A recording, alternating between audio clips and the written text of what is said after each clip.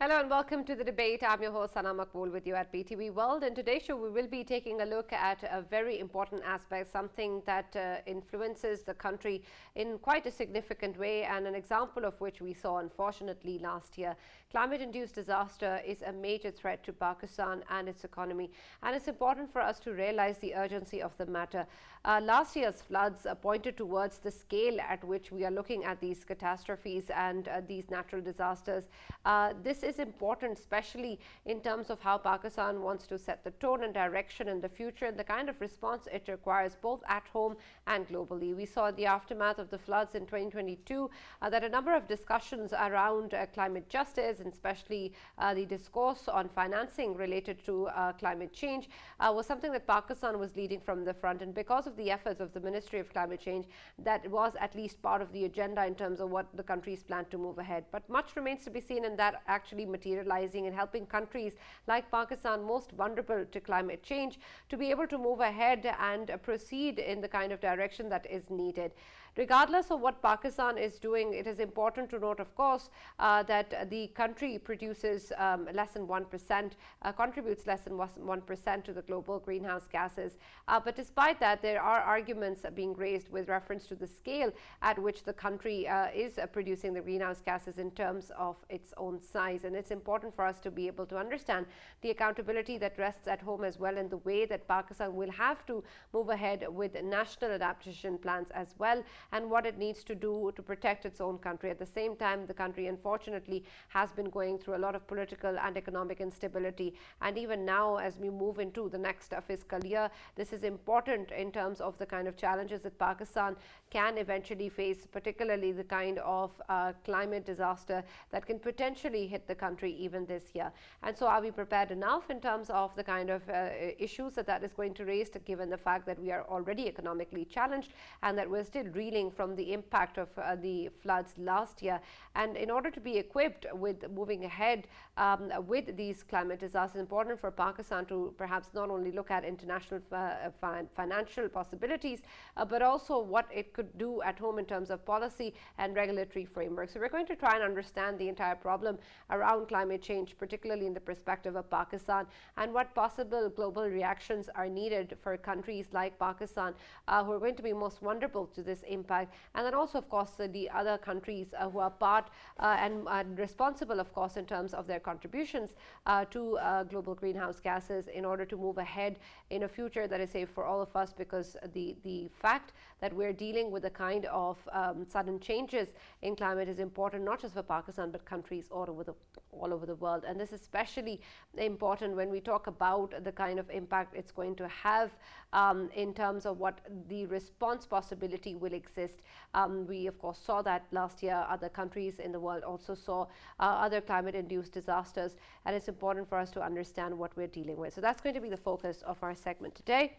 For this and more, as always, we've been joined by senior analyst Farrukh Pitafi, and we've also been joined by Mr. Eric Shahzar, who's a climate change expert, and Dr. Ejaz Ahmad, who's an environmentalist. He's with us in the studios. Thank you very much, gentlemen, for being a part of the discussion. Let me start with you, Dr. Ejaz, because I want to set the tone in terms of what challenges the country is facing, and globally, of course, also. Unfortunately, this is something that is extremely urgent. It is impacting every country and every citizen of the world. But despite our understanding in terms of the kind of changes we're dealing with, it seems that A, there are counter narratives that still continue to persist, and B, that the kind of response that we require in terms of the urgency of the matter still isn't there, both at a national level and an international level. Would you all like to outline what areas is it that we're missing out or not really focusing on, and the reasons behind the slow response that we've been seeing for quite some time? Well, thank you for having me today. I think it's very important to understand that the whole issue related to climate change, of course, we are suffering. We have been going through different disasters. But there is a political edge to it as well, especially when we talk about loss and damage. The whole scenario deals with the political association, which group you are in and which group you are following and supporting. I think during the COP, it was the last minute, the last day of the meeting. Well, the first day of the meeting when they added loss and damage as part of the agenda, because most of the developed countries who are responsible for all this climate change scenario for the last 50 years or so, they did not agree to contribute to the losses which countries like Pakistan or even most of the South Asian countries are suffering. So it is, I think it was quite a challenge, and Pakistan played a very significant and important role in order to actually bring this whole issue onto the table. And there were agreements in which they agreed that okay, loss and damage is one of the aspect, and it has to be considered in coming COPs. And I think this summit which is going on and started they will be focusing on climate finances, which is a very positive aspect, and Pakistan is actually included as part of the discussion. So I think Pakistan will be playing very important role in this whole scenario related to loss and damage. So as far as I think the policies are concerned, we always have wonderful policies, but when it comes to implementation, I think that is the area where we fail. And it's mainly because we lack capacity, the professional capacity, the technical capacity. The technology is not up to the mark, and we are dependent on West to provide us different technologies which will help us in coping with the issues related to climate change. But then I think one thing which we very recently saw is to a greater extent preparedness and evacuation plan during this Joy cyclone, which we were facing quite recently.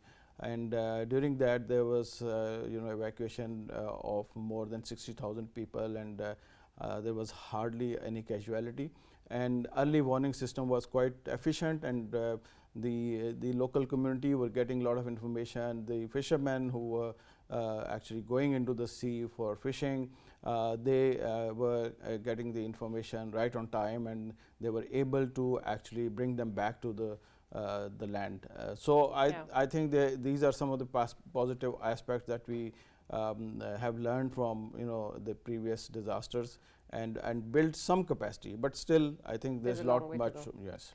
Right, and that's something that I want to explore further also in terms of the kind of response that we need to have in place moving forward, and we'll talk about that in further detail. But Mr. Eric, I also want to focus in terms of the global understanding of climate change and climate-induced disasters, because it's especially important in terms of how we're going to expect a response globally from different institutions, from organizations, and of course countries who are all dealing with climate change, and of course countries especially who are contributing most to climate change and greenhouse gas emissions. But whenever we talk about the understanding or the urgency of the matter, it seems that it's taken a long way for the world to even open its eyes and ears to this reality. And even now, perhaps there is still some sort of resistance in terms of moving forward with action. In terms of time, can we really afford this inaction anymore? And in terms of what is stopping the countries or organizations to move ahead, is there anything that can possibly be done to fast track our response globally and to enable countries to cater to this threat together? Thank you, Sana. I believe that the climate crisis is a global issue, but most affected in vulnerable regions such as South Asia, where Pakistan is. I believe it took almost 30 years for the global community to actually decide and to initiate the loss and damage funds facility. For more than 3 decades, the discussions were ongoing, but after the floods of 2022 in Pakistan, we finally decided that it needs to be there. And it was a remarkable achievement, and Pakistan was at the front line to make sure that this loss and damage funds facilities is actually formulated in Egypt last year. but more work needs to be done this year in COP28 in Dubai. Pakistan will have a very significant, a very important role in making sure that the statistics and the numbers for developing countries who are suffering the most are at the top for climate mitigation and adaptation programs. I want to also highlight how there are many reports. Last year, a report by Oxfam indicated that the global north, they have made many pledges about billions of dollars coming in for developing countries, mostly in Asia and Africa, for coastal communities, but nothing has been done so Yeah. far. There have been actually illegalities for almost 80%. That's quite a big and significant number out there. I believe Pakistan and developing countries should get together and make sure that we put pressure on the global north and global financial institutions to make sure the money is injected into the right places. Another also very important aspect, since we are in South Asia, is to make SARC functional again. SARC has been on the ventilator for quite a long time because of political instability in the region, but it's now a golden opportunities for countries in this region to get together, push the narrative of climate action in the West, the countries who have contributed a lot to the climate crisis we face today, but we have been suffering the most. So we need to make sure that the pressure is out there and all the evidence, all the scientific data is also presented in the right forums. And we need to make sure that we put pressure in the West and actually initiate all the good policies out there. I think Pakistan has done extremely well to put the momentum. The momentum is right there, but we need to continue that.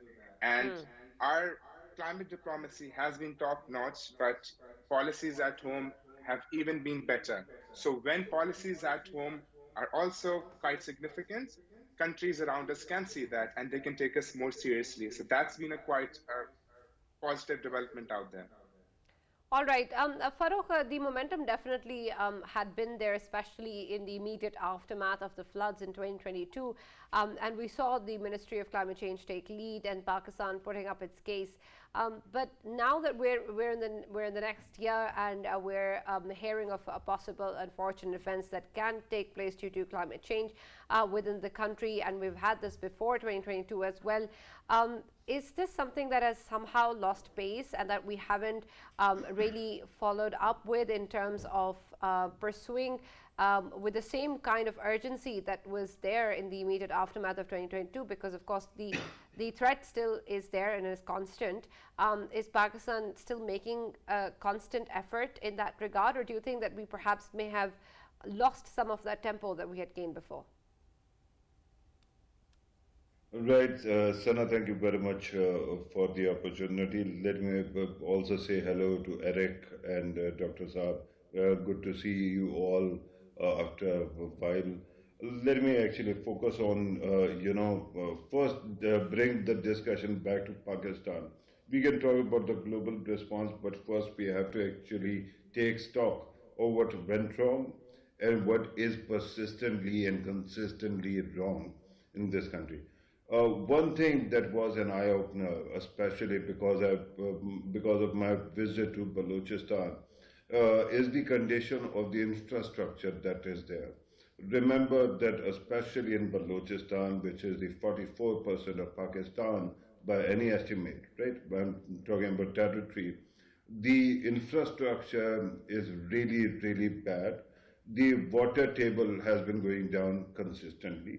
Wherever we had marine life, right? That is dying not because of pollution, that is dying because we are not properly harvesting it, right? Because of many of these changes, one has to ask, why is it that we haven't been able to invest in infrastructure, a drainage system in the country, dams, new dams? And every time you talk about the last time when actual progress was made, we have to go back to Ayub Khan's time. So what was the relevant then, and why is it that we haven't been able to do it? One thing would be geopolitics. At that time, Pakistan was part of CETO and CENTO, and Pakistan was thought to be unencumbered by history. After that, of course, there were many ups and downs. But there are two great windows that we sort of lost, great windows of opportunity. One, Ziaul's time, when Pakistan was the frontline state in the war on terror, and at that time, perhaps our leaders could have asked the world to start investing once again in the infrastructure, our canal system, other irrigation issues, so that floods don't become a concern. And then General Musharraf's time as well. At that time also, we were the most allied ally, and because of that, we could have taken benefit, right? At this moment, it seems that for the with regard to General Musharraf, of course, there was a big concern at that time, and that was that war and terror was going on. There was insurgency-like situation in one part of the country, and the other there was clearly terrorism going on. So it might have been difficult, but still we should have been investing consistently in our infrastructure. Let us compare the situation with India, which actually conducted at the cost of billions of dollars, conducted water census in India, and that is that each and every drop of water that is available in India. India is a big country, that has been audited, and they have a record of knowledge of that. Secondly, they have actually built dams. They keep on renovating their irrigation system as well. I wish we would have done that, so this situation wouldn't have been that dire. Now that we have seen what is the worst that is possible, and there's always this fear. This time we have had, in wheat we have had, bumper crop, but even then we don't know what happens next. There's always a possibility of floods, so Pakistan has to invest in the infrastructure. Sadly, because of the political instability and because of the economic challenges that the country has been facing, we haven't been able to focus on climate change as a challenge. And I think that you're absolutely right that we need to put it as the agenda number one, because without, climate, some measures against climate change, we will always be vulnerable. We are lower riparian country. With that kind of a situation, there's always a chance. We are actually based, agri-based economy, and the fear that we might not be able to cultivate enough for our own people is really frightening. So I think we'll have to do it very quickly. And secondly, this bit about SARC that Eric actually brought up, India and Pakistan, I think there needs to be someone who needs to actually go and slap some sense into Indian leadership, because India and Pakistan, they are so interconnected when it comes to climate, that they need to work together regarding climate change and ensuring that we have the kind of securities that are needed to avoid any disaster. Right. Farrukh, I want you to also qualify a little bit about what you said, especially with reference to political security and the economic challenges we face, and I understand that you've underscored the need to prioritize this as well. But unfortunately, we've seen that this is something that we have in a more perpetual state in the country, and the economic challenges are also, given the current scenario, are going to be there in the long run too, in terms of tough times and tough measures for the country to take.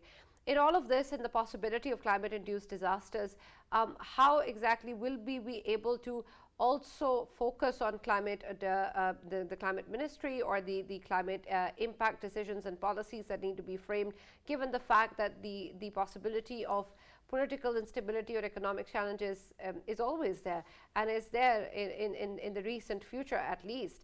And so if we haven't really put in place any sort of mechanism or direction since last year at least, do you think they will be able to do so in the future?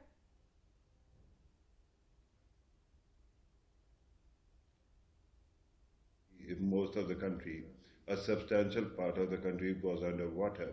And after that also we kept on grappling with the, internally displaced people situation. And then of course it was a concern regarding food production, because the country had lost substantial part of its agricultural, produce, and then the infrastructure, especially that connects many parts of the country, has been flown away, right?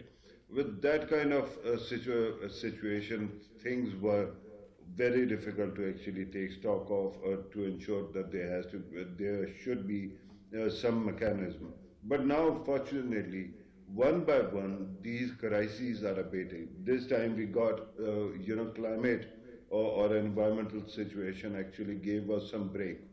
Similarly, the political instability is more or less almost over. And now we are continuously talking about the economic situation, but we are hoping that in coming days we are going to see humongous investment in the country. And if by some stroke of brilliance we end up resolving our concerns with IMF, with that, what happens is that it immediately unlocks the floodgates of for foreign commitments that were made.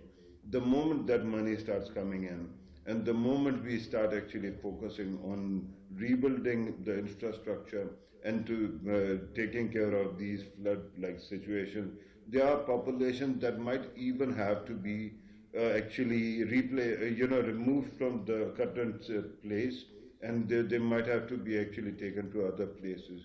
With that kind of a situation, I think it is not a short-term answer. There will have to be a long-term answer, and there will have to be, as you very rightly pointed out, an infrastructure, a process, some kind of structure to ensure that this happens. But I think that in coming days we are going to see our constant movement in the right direction. All right. Dr. Ejaz, there's also the concern whether or not Pakistan has enough data coming in from different areas of the country as to how perhaps previous climate-induced disasters such as the floods and others in the future may impact certain areas with the kind of people that these disasters could target, and then of course the kind of estimates that there exist in terms of food insecurity and other sort of challenges that then result in the aftermath of these disasters. Do we have enough abilities or capacities to assess the situation on ground? Have we done enough for the floods last year, and in preparation for the possibilities in this year and the next also, as to what really is the situation that we're looking at, what really are the numbers that we're dealing with? Is work being done in this regard? Well, unfortunately, whether it's cyclone related area, whether it's flood related area, anything related to climate change, we hardly have enough information, enough data, and the reason is that our focus was never on climate change or environment, was never a focus of many research institutions, many universities.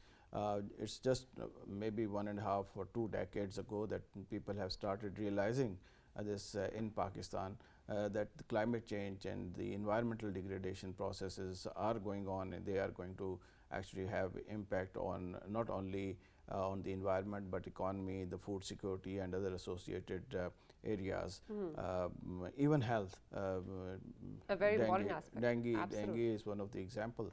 So very unfortunate that the data, even right now, I was in Khushab about a day ago, yesterday actually I was there, and we found out that there is no, and in Khushab they have a complex of wetlands, water bodies, and it's a closed environment, but they also have environmental issues because all the water, saline water enters over there and it becomes a problem.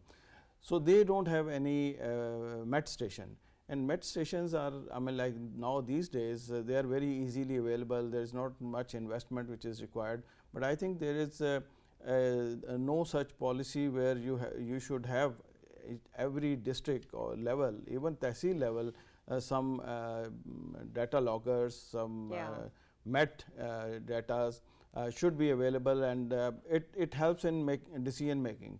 it helps in giving you information about the overall trend going on for the last many years and what is going to happen because of these trends. You can do some analysis, on some basis you can actually conduct analysis and come up with some possible solution as well. So that is one of the major gap, and it's not only climate related. I think as a nation also we try to actually avoid these data and ultimately suffer from it. And why is that? Well, there is no answer to this, but I think generally the planning is not done on real like scientific basis. Maybe during the planning process these data they play a very important role, and then like the population census is an area which is the basic data that any country need. So there is a question mark on that, and that is also related to database. So we are data shy actually. So is it a matter of incompetence, or is it a matter of us not having enough will to actually go ahead with it, or not having enough resources to collect data? I think it's a combination of all three. I mean, like the will comes, I mean, like first, and then of course human resource and financial resources. If there is a will, actually people do make adjustments and come up with certain like financial mechanism. So will is very important, I feel, and then once you have a will, you will find out resources, and there are many countries who are willing to help you in such database development. All right, Mr. Eric, the issues surrounding climate-induced disasters, especially when we talk about Pakistan, is important in terms of course, preemptive action that needs to be taken, or an approach which anticipates the future. And unfortunately, we've seen knee-jerk reactions, or something that is short-term and short-lived in terms of what we deal with. And so, early response and early warning systems are important. Protective infrastructure is important, and at the same time, post-disaster reconstruction and rehabilitation is also important. And both areas perhaps have suffered in the past as well, and we've seen that previously as well. But when we take a look at these two aspects, do you think that there are possibilities of increased measures, especially in terms of policy and framework for proper infrastructure to be in place that can be taken as a preemptive measure? And then also, are we looking into all the multiple variables that come into play when we talk about post-disaster reconstruction and rehabilitation? Because it seems that we're already in the next year and we haven't really reconstructed or even moved towards reconstruction rehabilitation of what we saw in the previous year. Yes, I believe that we haven't done much. Whatever happened last year, we still weren't even able to make sure that everyone lives with dignity again in terms to giving them shelter. I know many people in KT Bandar went there during my PhD research last year, and I saw that due to flooding, due to rising sea levels, people have to relocate to different places. And this is a phenomena that will only exacerbate in the coming near future. Because of global climate crisis, we're seeing rising sea levels. At coastal communities, we see vulnerable communities residing, and they will have to relocate to different places, to maybe in urban cities, in the big cosmopolitan cities to move. I'll give you an example from Bangladesh. 1,000 people are entering into Dhaka every day from coastal communities because of rising sea levels. Now, the economy is already choked in South Asian countries, and with this kind of massive migration happening inside the country, this is a big threat to economic stability in any country. And Pakistan, with the record we have when it comes to the economy, we need to make sure that we have climate mitigation and adaptation resources out there, especially when it comes to displacement. We have two main issues which will only exacerbate, I believe, especially in this year as well. We have glacial melting in the northern areas. People living near the mountainous regions, they have to relocate to different places. Otherwise, we'll see many people, their lives and livelihoods being under threat. And in the south, we have the coastal communities. In millions will also have to reallocate. So it's a disaster. It's a big problem in every part of the country when it comes to Pakistan. And one thing I've seen compared to what happens in the past, that we only take action when there's damage being taken. So, as mentioned earlier, there needs to be early warning systems, but we also need to heavily invest in infrastructure to make sure that climate vulnerable displaced people, they can live with dignity, because they will have to relocate in the future. And one thing I believe, which is one of the biggest aspects when it comes to very unconstructive policies of climate change, is because of the political instability. There's a famous saying that in times of political instability, terrorism thrives. I believe in times of political instability, climate change also thrives. Right, absolutely. Farrukh, there is, of course, the expectation coming in from the government departments and organizations to act and have a better response in place. But I also want to understand that at the level of the communities, especially who are being affected and who have been affected in the past, and then of course as members of the society and that of the world, do people in Pakistan have an understanding of the kind of climate-induced disaster that exist, or the kind of challenges that are there with reference to climate change and global warming, especially when we talk about instances where people refuse to relocate, for example, if they have their livelihoods related to certain areas, or they have livestock.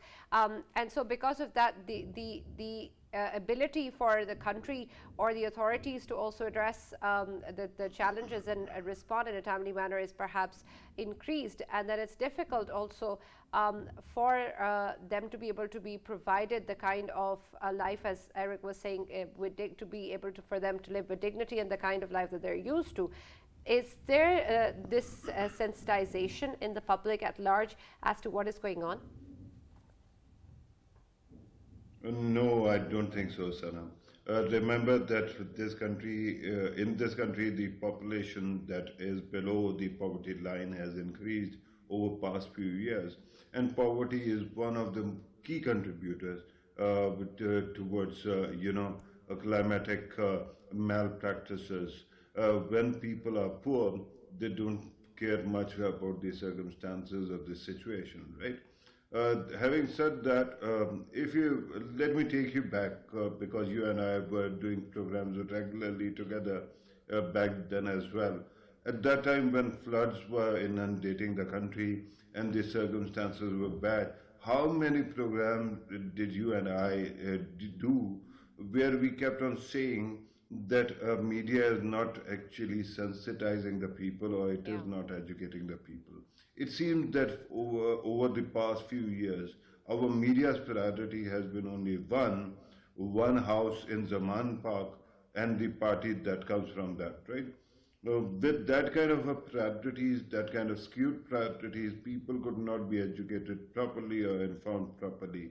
But then there is also the dire consequences, the direct confrontation with environment and the circumstances. So many people have faced these circumstances, and I think that they are better informed right now. But we need to further keep on sensitizing the people. Remember, because of poverty, because of bad urban planning, we have actually destroyed a lot of very important resources. For example, let us go to Lahore. Lahore used to have this canal in the middle of the city, and it used to be a symbol of beauty and purity of the city.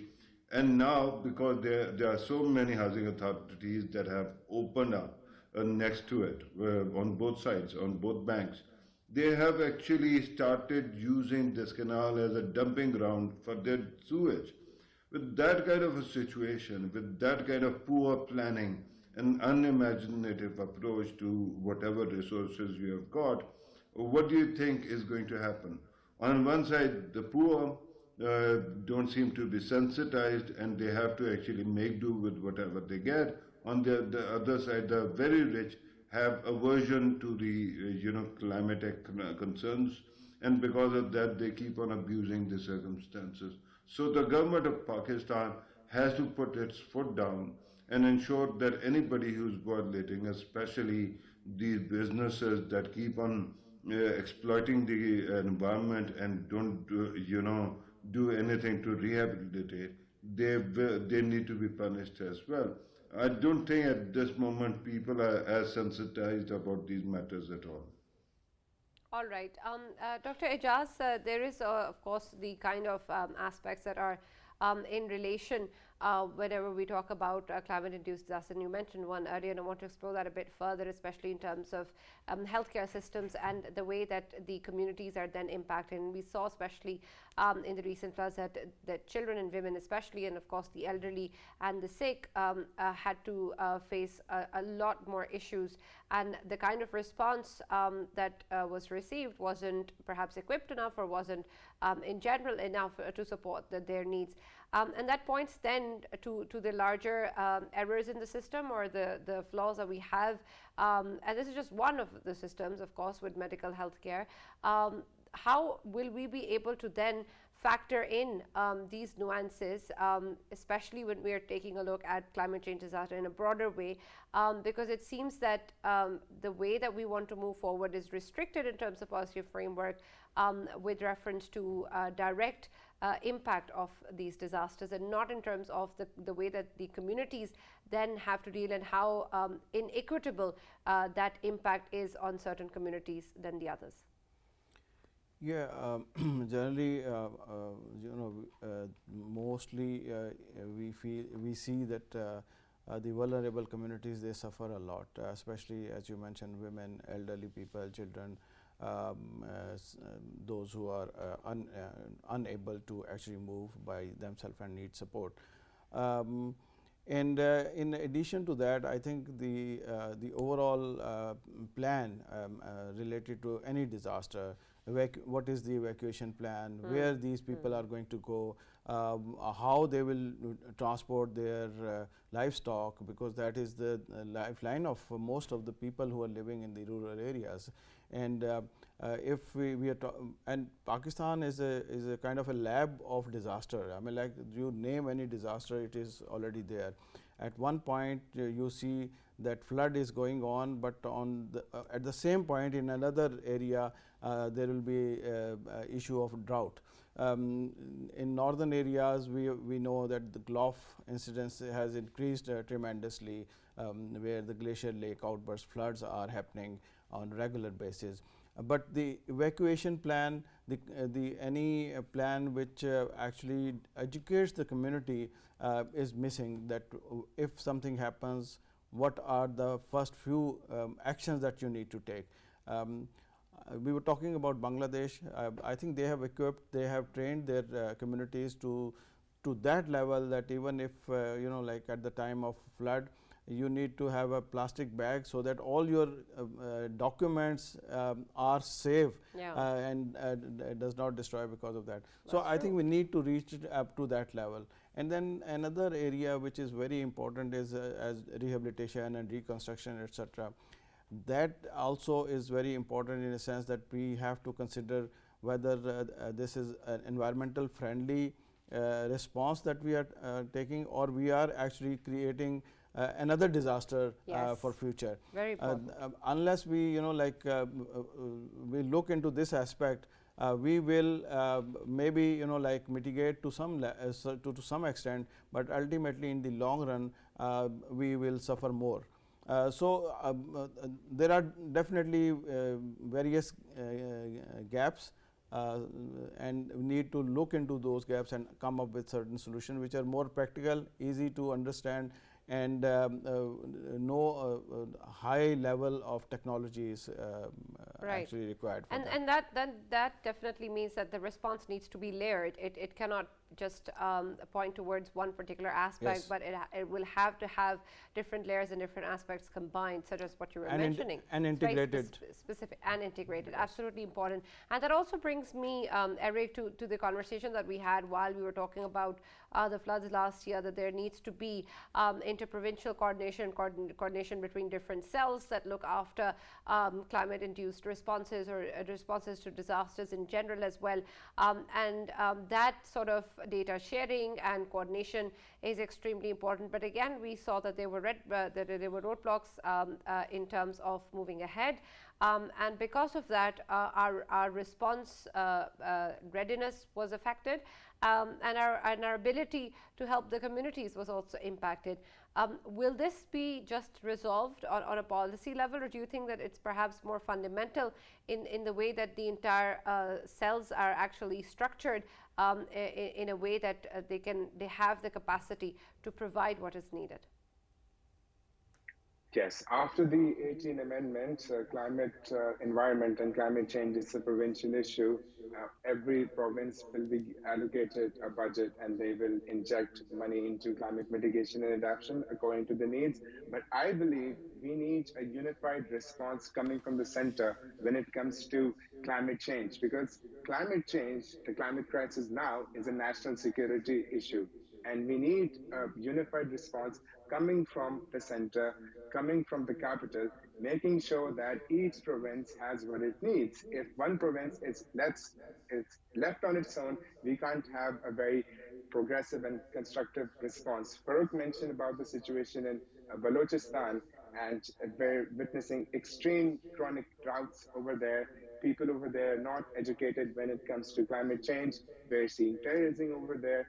Everything is connected with each other. We need to make sure that the center realizes each provincial problem they're facing when it comes to climate change, and then reimburse funds according to that. That's been a major issue. The provinces have been at loggerheads when it comes to who needs more funds when it comes to the annual budget. So we need to make sure that every province is satisfied when it comes to the budget. And historically speaking, the climate change budget, it has been below par. And what we witnessed last year, and we'll be witnessing more climate-induced disasters in the future, we need to actually make sure we quadruple our climate change budgets as well. Yes, it's important for the federal climate change ministry to also quadruple its budget, even though it's a provincial issue, just because at the federal level, when it's at full capacity, it can also make sure that all the provinces are satisfied when it comes to reimbursing the funds. And when it comes to early warning system, that's also the job of the center, to make sure they inform every province what the problem is about to take place.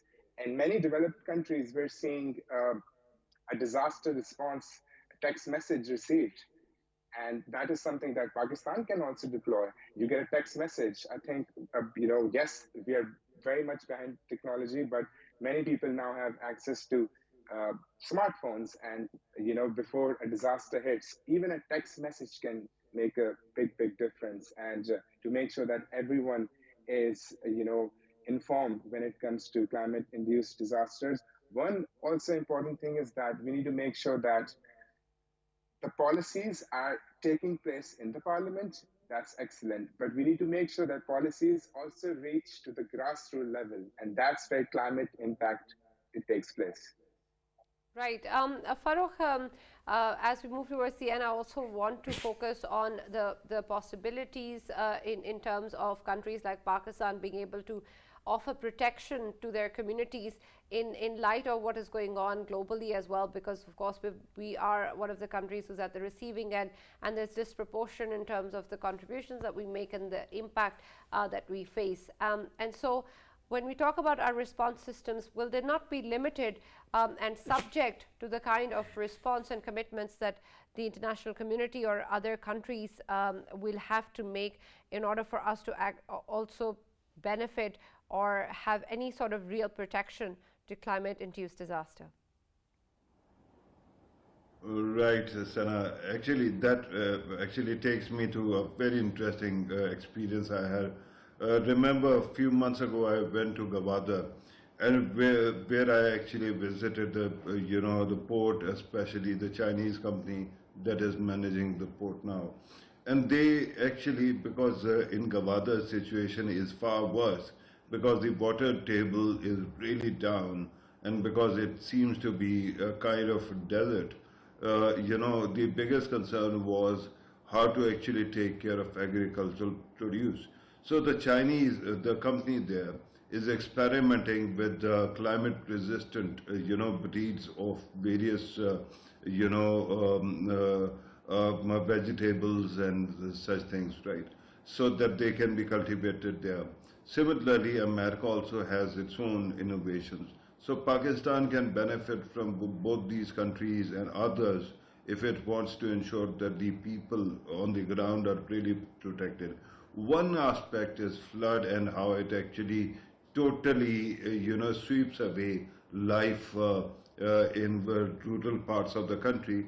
But the other part is how it actually undermines and diminishes your agricultural produce and your capacity to take care of the very vulnerable people. So I think that on one side, the world community might already be helping us in coming up with the right kind of solutions. But I wanted to go back to your question to Eric. And while I totally agree with the thrust of his argument, I'm going to actually invert the whole thing, right? We keep on talking about interprovincial, coordination, and we keep on talking about the center's role. Remember, till the time you don't have a local government, things will not improve. Why? Because sitting in Islamabad, this small patch of a city, we forget how big this country is. If you travel on the coastal highway, if you travel in Balochistan, if you go to the northern areas, or for that matter KP and tribal area, ex-Fatah areas, you realize that this country is humongous. And no province has the capacity to reach everywhere within its domain immediately. Who actually is there when you are going to seek help and there is some kind of crisis? Your own local representative. Your MPA will be sitting in the provincial capital. You cannot fly to that place immediately.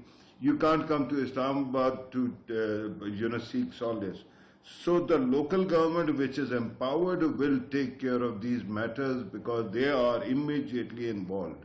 And this has been the biggest problem with bigger provinces like Balochistan, where, once again I keep on saying Pakistan is a big country, and imagine 44% of its land being in one province, where travel between some of the prominent cities actually takes more than a day. So in that kind of situation, do you expect the government, which might be resource-starved, to take care of these matters? The local government will have to do it, and the local communities will have to come to its aid as well. And the sooner we have these governments, the sooner they start acting, the sooner they are empowered, the sooner we will be able to actually take care of these matters.